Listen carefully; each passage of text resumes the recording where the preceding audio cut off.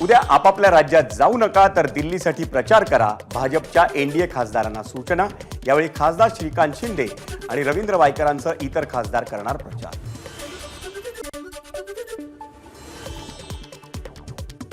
मुंबईच्या छत्रपती शिवाजी महाराज आंतरराष्ट्रीय विमानतळावर सीमा शुल्क अधिकाऱ्यांनी कोट्यवधींचं सोनं, हिरे आणि ड्रग्ज केले जप्त।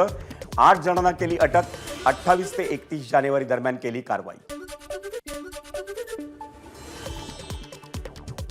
पुण्यात एमपीएससीच्या विद्यार्थ्यांना प्रश्नपत्रिका देतो असं सांगणाऱ्या दोघांना अटक। एमपीएससीच्या प्रश्नपत्रिकेच्या बदल्यात 40 लाखांची केली होती मागणी।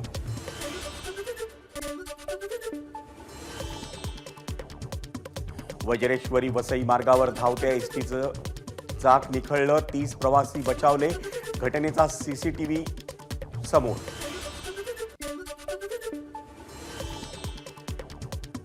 मुंबईत पावसाळापूर्व नालेसफाईसाठी महापालिकेची तयारी। नालेसफाईसाठी निविदा जाहीर। यंदा पहिल्यांदाच 2 वर्षांच्या मुदतीसाठी कंत्राटदार नेमले जाणार।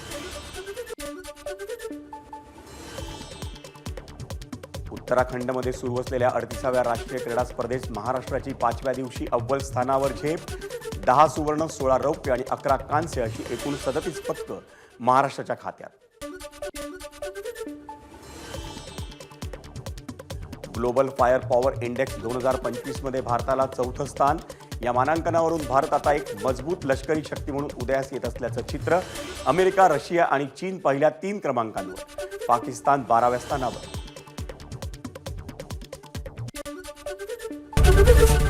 एबीपी माझा, उघडा डोळे बघा नीट।